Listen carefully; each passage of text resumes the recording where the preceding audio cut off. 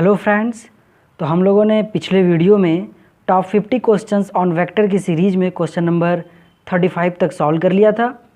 इस वीडियो में हम लोग क्वेश्चन नंबर 36 से सॉल्व करेंगे। ठीक है, तो क्वेश्चन नंबर 36 है, let A B C are 3 unit vectors. A B C unit vector हैं such that A cross C is equal to √3/2 b plus C. If B is not parallel to C, मतलब B और C parallel नहीं है, then the angle between A and B, A और B के बीच का angle पूछ रहा है। ठीक है, हम लोग सॉल्व करते हैं। दिया हुआ है कि a cross C is equal to √3/2 b plus c. ठीक है, हमसे शुरू में ही बोला है कि ये तीनों वेक्टर यूनिट वेक्टर हैं।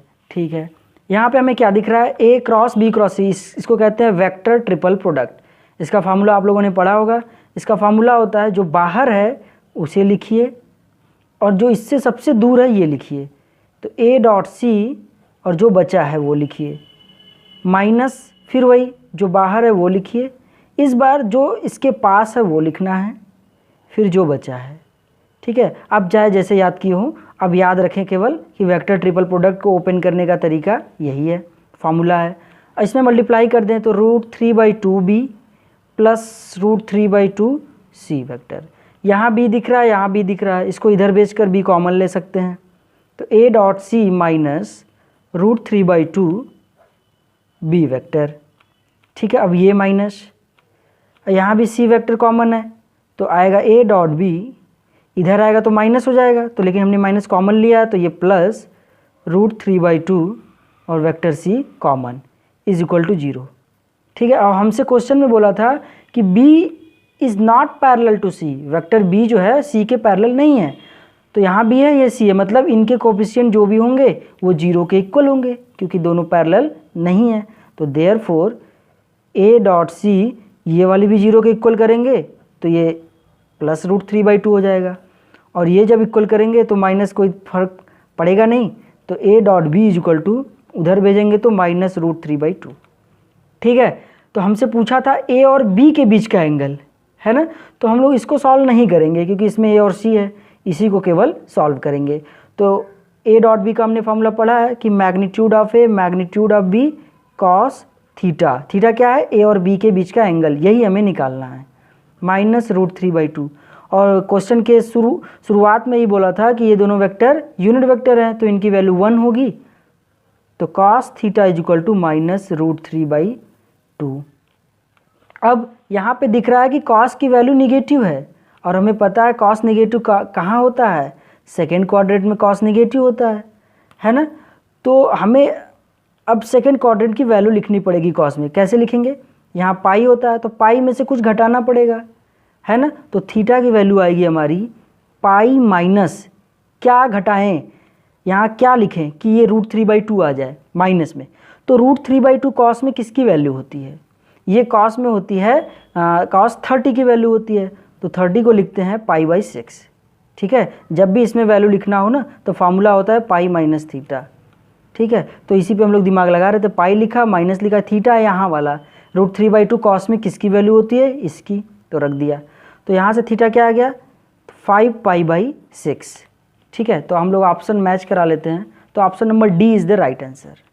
ठीक है, क्वेश्चन नंबर 37 है, let A B c b 3 unit vectors. ये 3 यूनिट वेक्टर हैं such that a dot b a dot c इन दोनों की वैल्यू 0 के इक्वल है।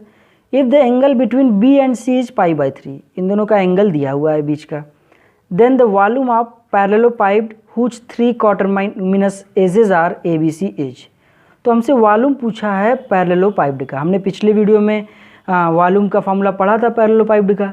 तो क्या था फार्मूला था volume of parallelepiped is equal to scalar triple product of A B C, तीनों वेक्टर। ठीक है ना, जो भी 3 वेक्टर दिए हुए हैं, यहाँ 3 वेक्टर क्या दिए हुए हैं, यही तीनों वेक्टर दिए हुए हैं, इनके एजेस ए बी सी, है ना, तो यही है फार्मूला। तो हमको इसी की वैल्यू निकालनी है। अब ये वैल्यू कैसे निकालते थे हम लोग, डिटर्मिनेंट मेथड से निकालते थे। कब, जब हमें ए बी सी तीनों वेक्टर पता होता था, लेकिन हमें यहाँ पे कोई इन्फॉर्मेशन नहीं है कि वेक्टर ए कैसा दिखता है, वेक्टर बी कैसा है, सी कैसा है। हमें ये वाला इन्फॉर्मेशन दिया है। जब भी ऐसा डॉट में इन्फॉर्मेशन दे और ये निकालना हो तो एक और फार्मूला याद आना चाहिए, वो होता है A B C whole square is equal to, इसका फार्मूला होता है, पहले ए लिख दीजिए, ठीक है, ए बी सी, फिर a B c, a B c, row wise लिखा है, आप column wise a B c लिखिए, a B c, a B c, a B c, ठीक है। ये याद करने का तरीका है। और इन दोनों के बीच डॉट प्रोडक्ट होता है, ठीक है, हर जगह डॉट है, बस इसी में वैल्यू पुट कर देंगे। तो हमको निकालना ये है, केवल स्क्वायर नहीं निकालना इसका, तो बाद में हम स्क्वायर रूट ले लेंगे, ठीक है। तो अब हम लोग निकालते हैं। ए डॉट ए मतलब हम लोगों ने पढ़ा था, ए डॉट ए मतलब मैग्नीट्यूड ऑफ ए स्क्वायर, और हमसे शुरू में ही बोला है कि A B C unit vector है, तो मतलब इनकी वैल्यू 1 होगी। तो इसकी वैल्यू 1, इसकी भी वैल्यू 1, इसकी भी वैल्यू 1, तो लिख देते हैं 1 1 1, ठीक है। और हमें क्या दिया हुआ है, बी डॉट, अब हमें चाहिए B dot A. B dot A की वैल्यू दी हुई है, ए डॉट बी बोलें या बी डॉट ए, तो इसकी वैल्यू 0 है। और सी डॉट ए की भी वैल्यू 0 है, क्योंकि ए डॉट सी 0 है ना, तो ये भी 0, तो A dot B 0, A dot C 0, और सी डॉट सी इसकी वैल्यू लिख दिया है, यहाँ पर सी होगा, ठीक है। और सी डॉट बी ये नहीं पता, ए डॉट सी भी 0, मतलब ये दोनों हमें नहीं पता है, तो हम लोग इसकी हेल्प लेंगे। बी और सी के बीच का एंगल π/3 है, तो इनका डॉट प्रोडक्ट आराम से निकाल सकते हैं। तो बी डॉट सी क्या आएगा, मैग्नीट्यूड ऑफ बी आएगा जो कि 1 होगा, मैग्नीट्यूड ऑफ सी आएगा जो कि 1 होगा, क्योंकि यूनिट वेक्टर है। और कॉस थीटा, तो मतलब कॉस 60, कॉस 60 की वैल्यू क्या होती है 1/2, तो मतलब सॉल्व करेंगे 1/2 आ जाएगा, यानी कि यहाँ पे 1/2, यहाँ भी 1/2, बस इसी को सॉल्व कर लेंगे हम लोग। तो जब इसको सॉल्व करेंगे तो आएगा 1 के रेस्पेक्ट में जब एक्सपेंड करेंगे तो 1 - 1/4, तो 3/4, तो ये किसकी वैल्यू आई है 3/4, A B C whole square. लेकिन हमें चाहिए क्या, केवल स्क्वायर नहीं होना चाहिए, तो इसका हम स्क्वायर रूट अगर ले लें तो क्या आ जाएगा √3/2 आ जाएगा ना। तो यही हमारा वॉल्यूम है पैरेललोपाइप्ड का। तो ऑप्शन नंबर होगा हमारा A is the right answer. Question number 38 है, the unit vector which is orthogonal to the vector ये एंड इज कोप्लानर विथ ये एंड ये। तो हमसे पूछ रहा है कि ऐसा वेक्टर बताओ जो इस वेक्टर के आर्थोगोनल हो, आर्थोगोनल का मतलब परपेंडिकुलर, और वही वेक्टर जो निकालेंगे हम लोग वो इस वाले वेक्टर और इस वाले वेक्टर के साथ कोप्लानर हो, मतलब ये दोनों वेक्टर जिस प्लेन में है वो वाला भी वेक्टर उसी प्लेन में होना चाहिए। तो इस क्वेश्चन को सॉल्व करने से पहले थोड़ा हम लोग जान लेते हैं कि क्या पूछना चाह रहा है ये।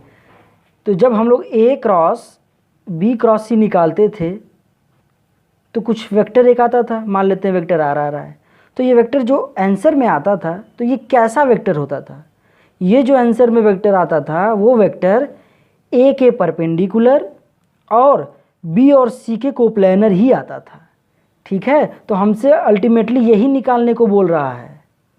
इसको सॉल्व करने पे जो भी वेक्टर आएगा वो वेक्टर कैसा होगा, ए के परपेंडिकुलर और बी और सी के कोप्लानर, मतलब जिस प्लेन में ये है वो भी उसी प्लेन में होगा, ठीक है।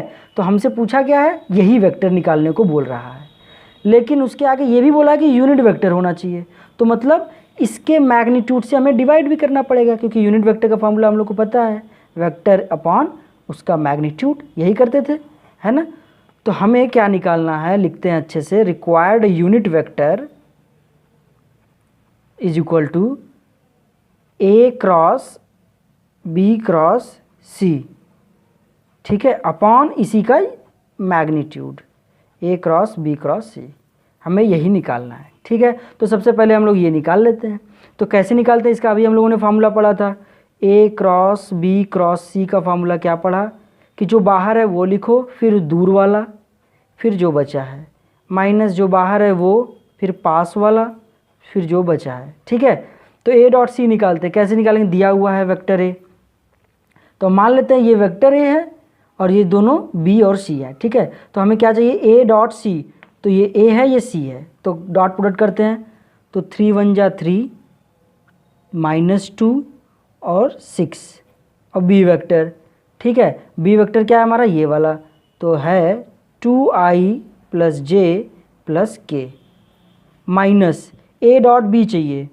तो a डॉट बी कैसे निकालेंगे, आएगा a डॉट बी 3 2 जा 6 और 2 1 जा 2 और 6 1 जा 6, ये है। और सी वेक्टर हमें दिया हुआ है i - j + k, ठीक है। बस इसी को सॉल्व कर लेंगे तो क्या आएगा, 3 और 6 9, 9 में से 2 गया 7 और 7 कैसे मल्टीप्लाई कर देते हैं, तो 7 2 जा 40, 7j + 7k माइनस इसको करेंगे तो 6 6 12 और 14, तो आएगा 14i + 14j और -14k। बस अब 14i कैंसिल हो जाएगा तो 7j और 14j कितना 21j और यहाँ पे -7k, तो यही वेक्टर आ गया।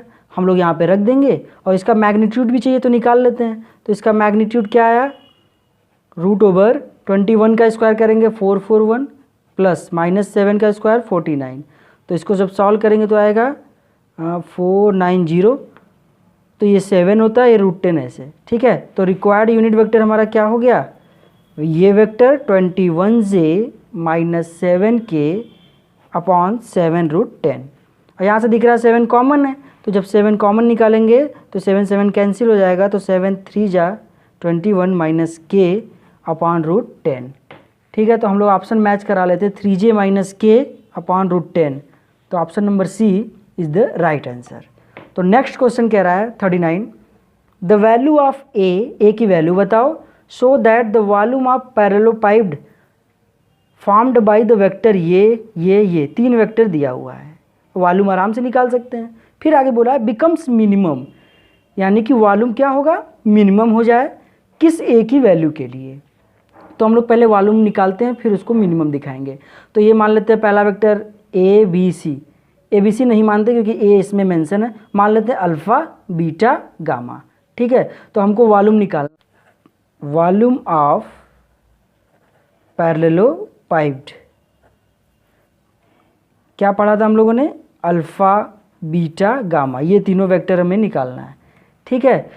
तो इसको हम लोग कैसे सॉल्व करेंगे, वही डिटर्मिनेंट मेथड से, क्योंकि वेक्टर पता है आराम से निकाल सकते हैं। तो अल्फ़ा हमारा ये है, तो क्या हो जाएगा 1 a 1 और बीटा हमारा ये है j a, मतलब j की i वाला तो है ही नहीं, तो ये होगा, इसमें i वाला है